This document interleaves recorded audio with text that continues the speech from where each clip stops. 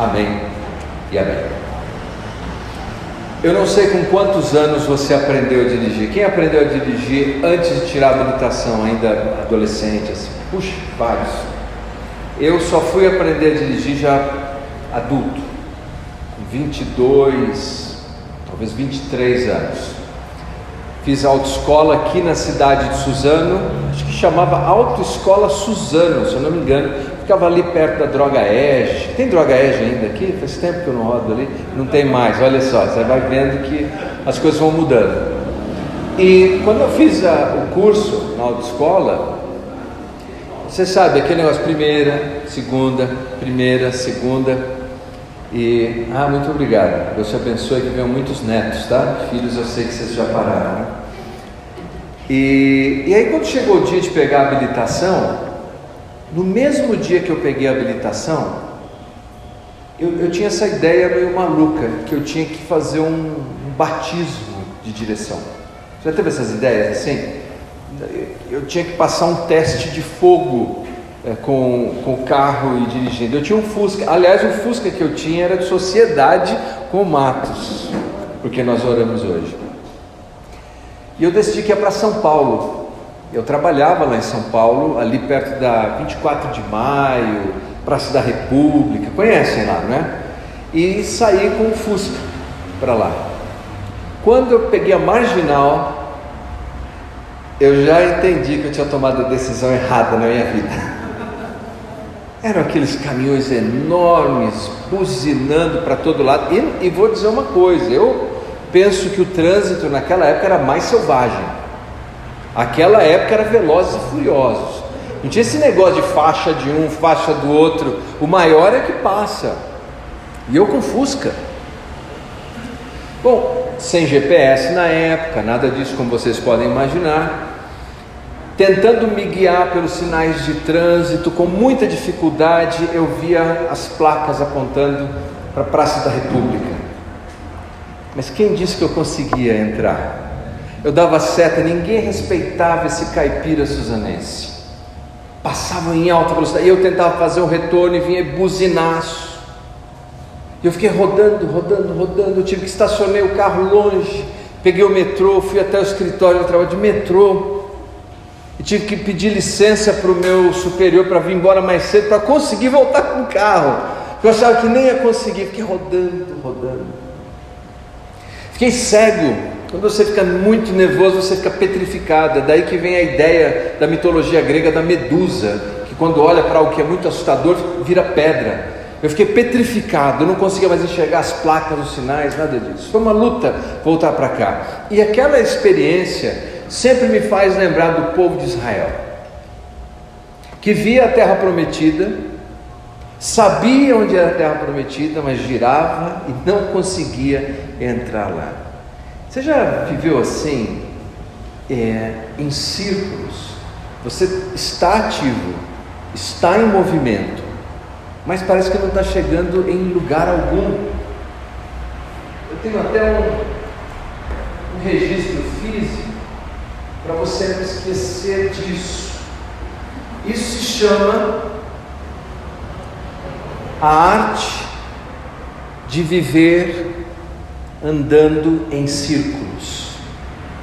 A arte de viver andando em círculos. Um amigo me disse que esse colega tinha um peixe dourado num aquário, aquele aquário tipo bola, e mesmo quando ele tirava o peixe daquele aquário e punha num aquário grande, retangular, porque ele ia lavar o aquário de bola, o peixe dourado continuava nadando em círculo. De tão condicionado que ele estava de viver a arte de nadar em círculo. Tem um cantor de língua inglesa popular, uma das canções dele mais famosa, o título é Walking in Circles, andando em círculos. E o refrão da música diz assim, tradução livre: andando em círculos, agitado a noite toda, orando por algo que conserte as coisas. investigando e procurando no meu coração, mas tudo dando errado. Tudo dando errado. Tudo. Essa é a história que nós encontramos num livro escrito por Moisés há pelo menos 1400 anos antes de Cristo, um número redondo, um livro com um título curioso. Essa é a história de gente que vive a vida em círculo. E o nome do livro é Números. Que título para um livro, Números. Eu publiquei alguns livros. Se eu chegar para o meu editor e falar, eu quero publicar um livro, ele perguntar como? Números. Eu falei de matemática. E curiosamente, o livro com seu título hebraico é No Deserto. E descreve melhor a realidade da mensagem do livro, porque esse livro conta a história do povo vivendo no deserto. Mas de onde é que eles tiraram números?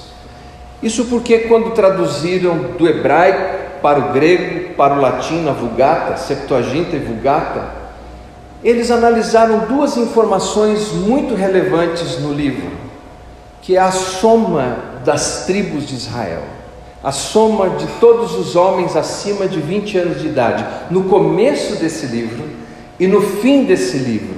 E eles resolveram chamar o livro de Aritmoi, que aritmética, soma de números. E daí nós temos números.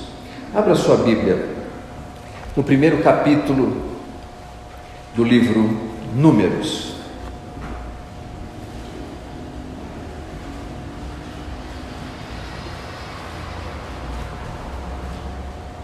A partir do primeiro versículo, se você encontrou, por favor, diga amém.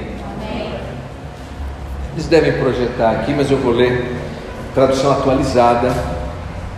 Diz assim a palavra de Deus: no segundo ano após a saída dos filhos de Israel do Egito, no primeiro dia do segundo mês, falou o Senhor a Moisés no deserto do Sinai, na tenda da congregação, dizendo: levantai o censo de toda a congregação dos filhos de Israel, segundo as suas famílias, segundo a casa de seus pais, contando todos os homens nominalmente, cabeça por cabeça, da idade de 20 anos para cima, todos os capazes de sair à guerra. A esses contareis segundo os seus exércitos, tu e Arão. Quando somamos todos os homens de 20 anos para cima, e note que o propósito desse censo é militar, porque quando Deus faz promessas, e no caso Deus fez promessas maravilhosas para Moisés, para o povo de Israel e para Abraão, eles entrariam numa terra prometida, que a figura de linguagem diz muito, uma terra que mana leite e mel. A ideia é uma terra desejável, uma terra que nós temos a ambição de entrar, um lugar que nós desejamos. Mas o fato de Deus fazer uma promessa e dizer eu vou entregar para você, não quer dizer que não haverá luta. Não quer dizer que quando Deus entrega alguma coisa não há batalha. Não quer dizer que você não tem que lutar com cada fôlego de vida que há em você. Esse irmão por quem oramos há pouco, ele me mandou uma mensagem hoje pela manhã ainda. Eu estou em contato com ele, eu estou acompanhando a situação dele, que está adoecido. E ele mandou uma mensagem dizendo: olha, minha situação está ficando mais difícil, eu vou ser entubado hoje, e eu não sei o que vai acontecer depois disso, mas eu quero dizer que se acontecer o que eu não desejo, que você saiba que foi uma alegria te conhecer. Eu mandei uma mensagem e disse: eu estou orando por você, agora você lute com cada célula que há no seu corpo, com cada neurônio que está na sua cabeça, com cada partícula de fé que existe em você. Ore, agarre-se a Cristo. Nós estamos juntos, mas você precisa lutar também. Quando Deus nos faz promessas, de onde tiramos essa ideia de que não há guerra, de que não há batalha, de que porque Deus prometeu algo vai ser fácil. Jamais será assim. E Deus assim: conte todos os homens de 20 anos para cima, todos aqueles que têm condição de ir à guerra. Nesse caso, os idosos foram separados. As pessoas com capacidade limitada fisicamente foram separadas. E nós chegamos nesse número: 603.550 homens. Se você somar então as crianças, se somar os homens mais velhos e se somar as mulheres, nós chegamos naquele número que com frequência referimos de 2 milhões de pessoas que saíram do Egito. Agora veja, aqui é o segundo ano depois que eles saíram do Egito. Eles ficaram, nós vimos na semana passada no livro de Levítico, ficaram ali no pé do Monte Sinai, aprendendo como é que poderiam ter acesso a Deus. E depois desse tempo todo em que o livro tem esse padrão, o padrão do livro de Números é o seguinte: eles se acampam e recebem instruções da parte de Deus. O Marcelo falou durante o louvor, Deus fala, e Deus fala conosco, como fala agora. Nesse momento vocês estão acampados aqui, e acampados Deus está falando com vocês, amém? Amém. Deus está falando com você, e Deus falava com aquele povo, e aí eles desarmavam o acampamento, guardavam tudo e saíam para a ação. E aí é que estava o problema. Todas as vezes que eles saíam para a ação, eles faziam exatamente o contrário do que Deus tinha dito. Enquanto eles estavam ali acampados ouvindo, era um glória, aleluia, e ovacionavam o profeta, mas quando saíam, eles me fazem lembrar um personagem que tinha do Chico Anísio, em que sempre tinha um membro da equipe ali da escolinha que não sabia a resposta, ficava na dúvida, alguém respondia e falava: a resposta é tal, mas fala diferente. Lembram disso aí? E parece que nós ouvimos como eles, ouvem, aí quando eles entram em ação eles fazem diferença. E qual é o resultado disso? Capítulo 26, por favor.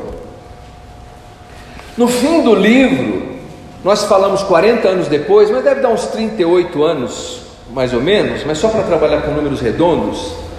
Capítulo 26, nós lemos o seguinte, a partir do primeiro versículo. Números 26. Passada a praga, falou o Senhor a Moisés e a Eleazar, filho de Arão, o sacerdote, dizendo: levantai o censo de toda a congregação dos filhos de Israel, da idade de 20 anos para cima, segundo as casas de seu pai, todo que em Israel for capaz de sair à guerra.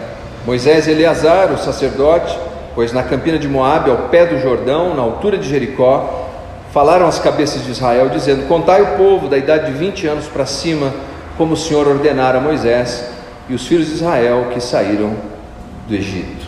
Parece um déjà vu, parece uma repetição, mas são 38 anos depois o censo, para ver quem é que pode sair à guerra. Agora, quando você soma todos os que podem sair à guerra, quase 40 anos depois, você chega em 601.730 homens. Diminuiu, não aumentou a população de Israel, não aumentou o número de pessoas que poderiam sair à guerra. O que isso quer dizer? Se você se recorda da mensagem de Êxodo, em Êxodo, o faraó, o homem mais poderoso do mundo antigo, tentou tudo que estava ao seu alcance para que o povo de Israel não multiplicasse no Egito. Lembra disso? Trabalho forçado, mandou jogar os meninos no rio Nilo, mas quanto mais ele tentava fazer com que eles diminuíssem de número, o que acontecia? Eles aumentavam, cresciam. Porque quando Deus fez um pacto com Abraão, nós chamamos de pacto abraâmico, Deus prometeu 3 coisas: terra, você vai ter uma terra; semente, você vai ter descendentes; e bênção, você vai ser abençoado. E o faraó não podia conter isso, porque a bênção de Deus estava sobre o povo de Israel.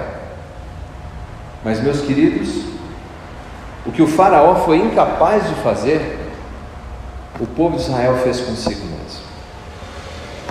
Eles diminuíram ao invés de crescer em quantidade. Por quê?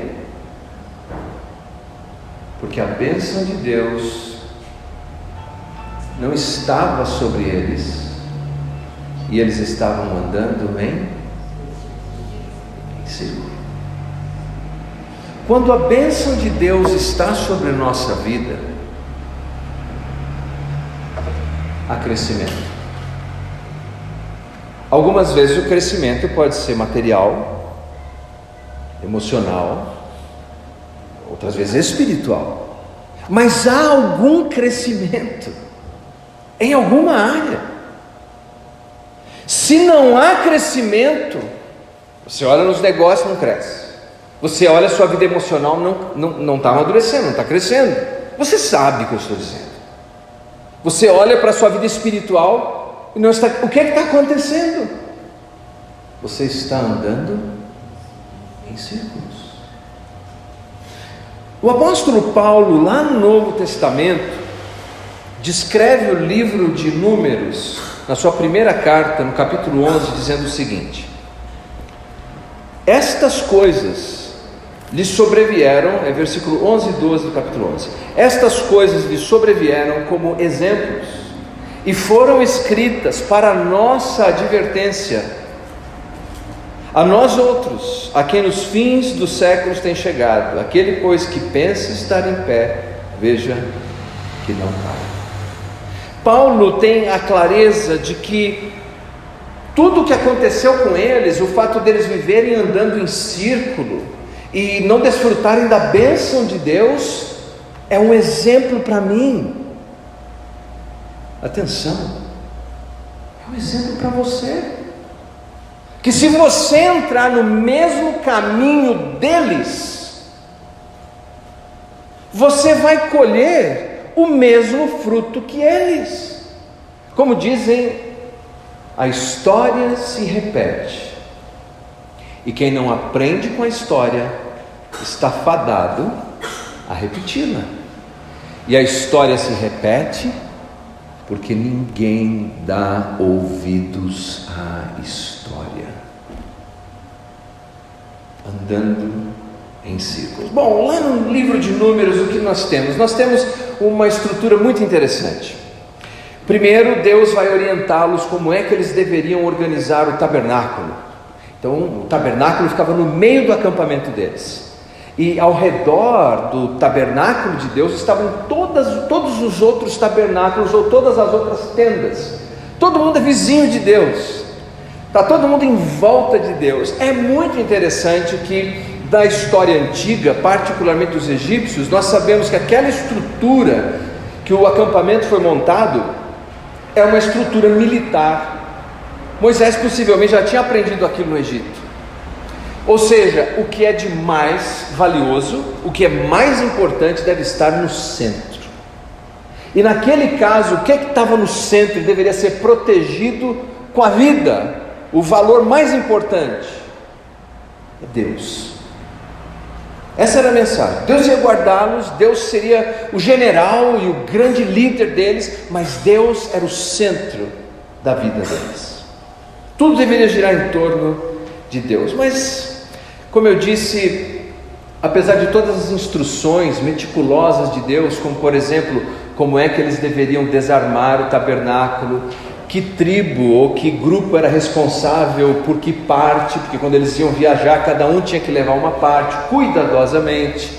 Eles tinham algumas regras sanitárias, porque, por exemplo, no livro de Êxodo, você tem narrativa, uma parte inteira de narrativa, e depois você tem uma parte inteira de leis.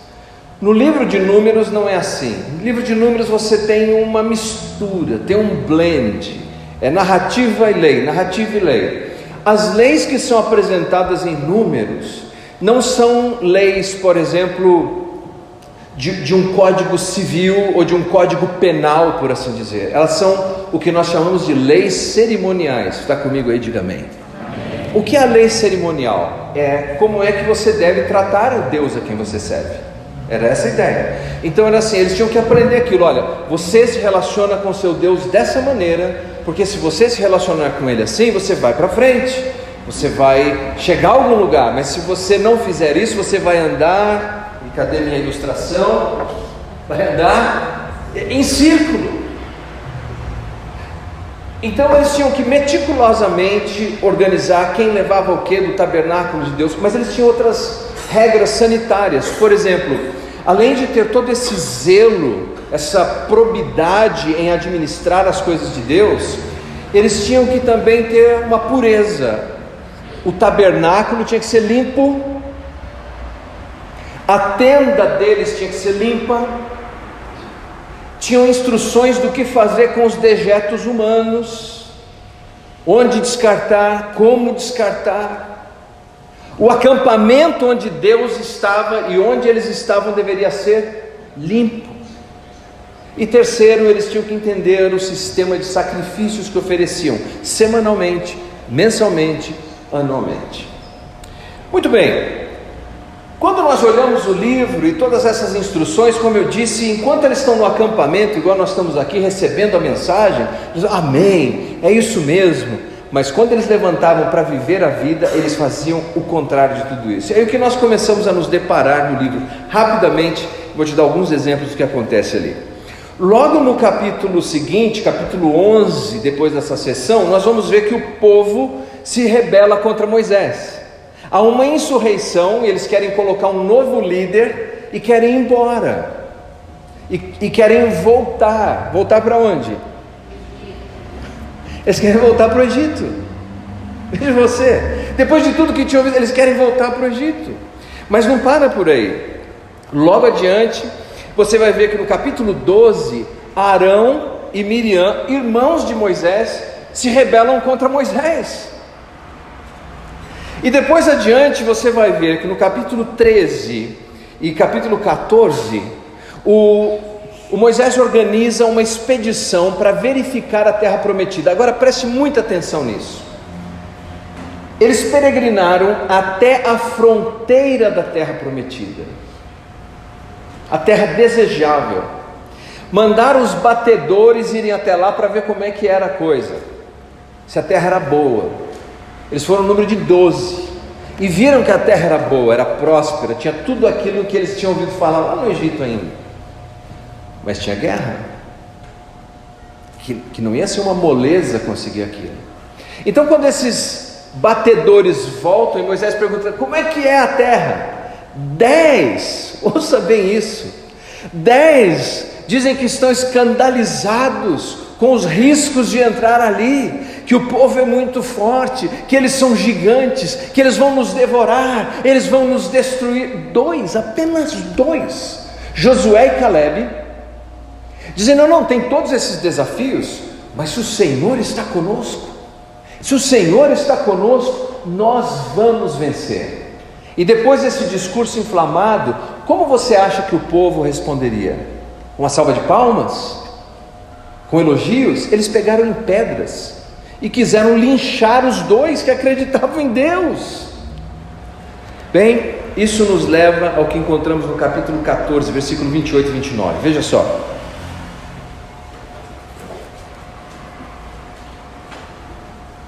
Números 14, 28 e 29. Dize-lhes, pois, por minha vida, diz o Senhor, que como falastes aos meus ouvidos, assim farei a vós outros.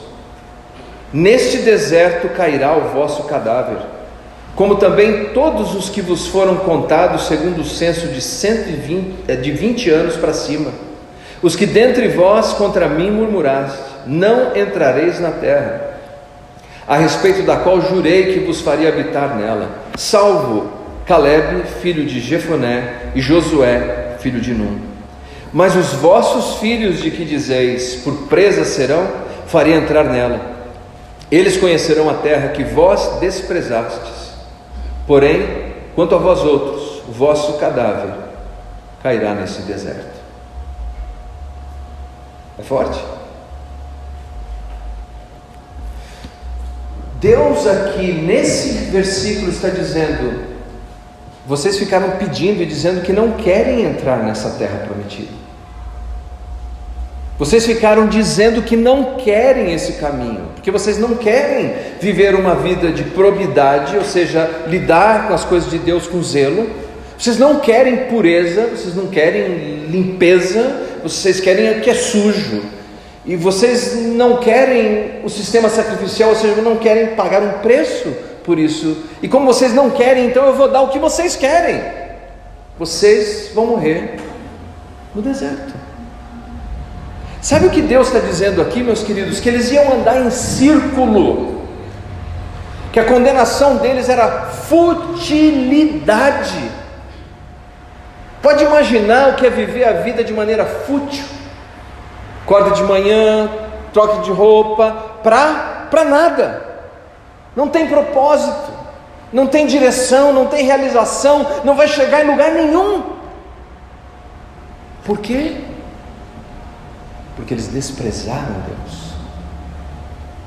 Quem despreza Deus vai andar como? Em círculo.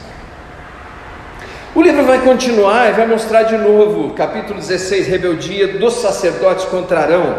Capítulo 20, o povo reclama de falta d'água, aí o Moisés perde o prumo e ele também peca. Capítulo 21, nós nos deparamos com outra reclamação e o povo é punido com serpentes abrasadoras, venenosas, e Deus levanta um símbolo que é a serpente de bronze. Quem olhasse poderia encontrar graça. Veja o que há no texto. O texto sempre tem o seguinte: a justiça e a oportunidade de misericórdia. Deixa eu te perguntar com sinceridade, você está andando em círculo? Em qual área da sua vida? Em qual área? Ele está andando em círculo. Você sabe que está andando em círculo. E se você fica andando em círculo, a sua vida está fadada à futilidade. Não está chegando em lugar nenhum. Não vai chegar a lugar algum. Mas Deus sempre oferece a oportunidade. Vem, a chance está aqui. Você pode fazer diferente. Você pode ser diferente. Você pode ter rumo, propósito, direção. E eles não quiseram. Então no capítulo 22 e 24 tem um falso profeta chamado Balaão, que é contratado para amaldiçoar aquele povo. Ele tenta 3 vezes, não pode amaldiçoá-los, porque Deus está com eles. Mas o Balaão, lá no Apocalipse, nós aprendemos que ele encontra uma maneira de fazer com que eles sejam amaldiçoados. Você lembra como é que ele fez? Ele fez o seguinte: ele ensinou para os amalequitas que era simples, era apenas seduzir Israel a fazer o errado. É assim, ele disse: eu não posso amaldiçoá-los, mas eles podem se amaldiçoar, eles podem se destruir. E é isso que Balaão faz. E eles se destroem, eles começam a se render ao que era torto. Em resumo, o livro de Números nos ensina que se nós queremos viver andando em círculo, aliás, deixa eu perguntar, mas presta bem atenção na minha pergunta, hein? Vou até te dar a chance de pensar. Quem deseja viver a vida andando em círculos, levanta a mão. Que tenso por um momento. Ninguém. Fútil, sem propósito. Aqui, como Deus apresentou que eles andariam assim, em círculo e de maneira fútil. Primeiro, eles deveriam tratar a Deus com probidade, ou seja, Deus deveria ser honrado. Deus deveria ser honrado, probidade, fazer com dignidade, falar: olha, Deus é digno, Deus é maravilhoso, Deus merece, Deus é santo, eu vou tratar tudo que é de Deus com zelo. Segundo, pureza. Eu quero o que é limpo, eu quero o que é limpo na minha vida, eu quero o que é limpo na minha casa, eu quero o que é limpo na obra de Deus, eu quero o que é limpo, porque Deus é limpo, Deus é puro. Aí nós temos que avaliar, tem sujeira? Você está agarrando a sujeira, a sujidade na vida? Se está, é a receita para andar em círculo. Não está honrando a Deus, não está tratando as coisas de Deus com probidade, está começando a andar em círculo. E finalmente preço, precisa entender o seguinte, tinha um preço, o preço para eles lá era o sistema sacrificial. Veja só, imagine que você criasse ovelhas, gado, o que quer que fosse, toda semana você tinha que entregar uma para Deus, toda semana tinha que entregar uma para Deus, todo mês tinha que entregar mais um, e uma vez por ano tinha que entregar mais. Tem um preço para andar com Deus. Veja, a salvação é de graça, Deus tirou eles do Egito de graça, não precisaram fazer nada, mas andar com Deus demandava sacrifícios. Nós vivemos uma geração em que ninguém quer fazer sacrifícios. Sabe o que é muito comum as pessoas me perguntarem? Escuta, pastor, mas eu como cristão posso fazer isso? Eu posso fazer aquilo? Eu quero saber as minhas liberdades. O Novo Testamento fala de sacrifícios, mas não mais sacrifícios de animais, alguns rapidamente. Fala de sacrifício de louvor. A vida está dura, mas você continua louvando a Deus. Isso em Hebreus. Em Filipenses, Paulo fala de sacrifício financeiro, de viabilizar a obra de Deus, mas não porque está sobrando, mas porque é um ato sacrificial. Eu conheci uma senhora, e eu confesso, eu não sou bom de falar de dinheiro. Na nossa igreja normalmente eles evitam, nunca colocam o Leandro para falar de oferta, o Leandro não sabe falar disso. E quando nós estávamos implantando a Bíblica, eu esquecia de tirar a oferta várias vezes, mas essa senhorinha, ela sempre ia atrás de mim no final do culto e falava: pastor, eu trouxe aqui a minha oferta. Era uma senhorinha aposentada que queria entregar. Às vezes eu prego em comunidades rurais afastadas, que a pessoa anda com chinelo comido já no calcanhar, mas chega ali e quer entregar algo, é um sacrifício, mas de alegria, porque ele sabe que tem uma caminhada. Agora, há outro sacrifício. Romanos capítulo 12, Paulo diz assim: ofereça o seu corpo como um sacrifício vivo, santo, puro, agradável. O que você vai fazer com esse corpo, com a sua vida? O que você está pondo dentro desse corpo? O que você está fazendo? É um sacrifício que se faz, que se escolhe. E na carta de Pedro há um texto bastante interessante, eu vou ler apenas esse, capítulo 2, versículo 5 da primeira carta. Pedro diz assim: também vós mesmos, como pedras que vivem, sois edificados casa espiritual, para seres sacerdócio santo, a fim de oferecer de sacrifícios espirituais agradáveis a Deus.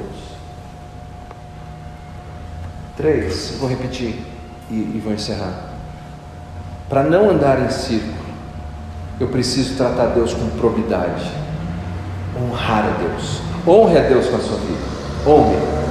Segundo, eu preciso desejar pureza na minha vida. Se não é puro, se não está puro, se não está limpo, se alguma área não está limpa, diga: Senhor, eu quero ser limpo nessa área, porque está sujo.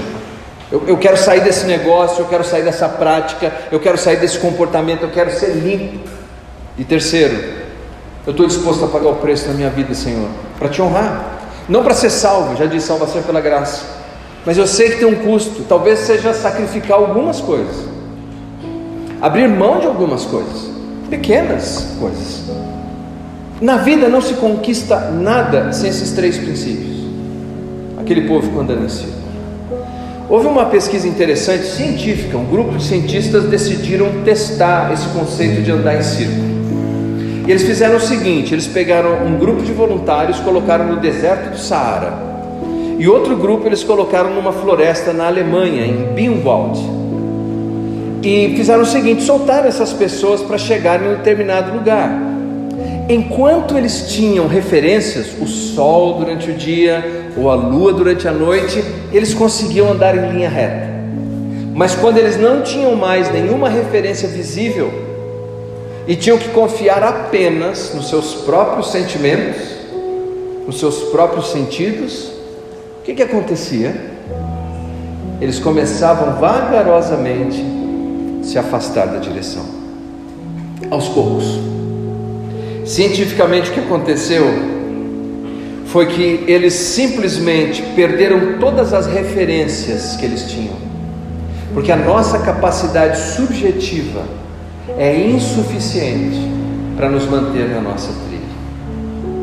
Então, perder o nosso caminho, mesmo que seja um pouquinho, cada vez que passa o tempo, isso vai aumentando, aumentando, aumentando. E quando você se dá conta, está aqui, vivendo em círculos. A mensagem de Números é para nos convidar a sair disso. É para nos convidar a quebrar esse padrão. Que tal? Vamos quebrar? Vamos quebrar? 3 princípios. Seja próprio com as coisas de Deus. Honre a Deus. Seja puro, busque a pureza. Não perfeito, nenhum de nós é perfeito, mas errou, peça perdão, confesse, comece de novo, mas deseje, almeje. E terceiro, pague o preço que for necessário, corte o que tem que cortar para ser puro. Deus vai honrar você. Eles estavam há 11 dias na fronteira, 11 dias para entrar na terra prometida, 11 dias. Se transformaram em 40 anos. O segundo censo que nós lemos são outros homens. Todos os outros morreram com aproximadamente 60 anos de idade. Nenhum deles entrou. Por quê? Porque decidiram andar assim. Vamos ficar em pé. Vamos orar.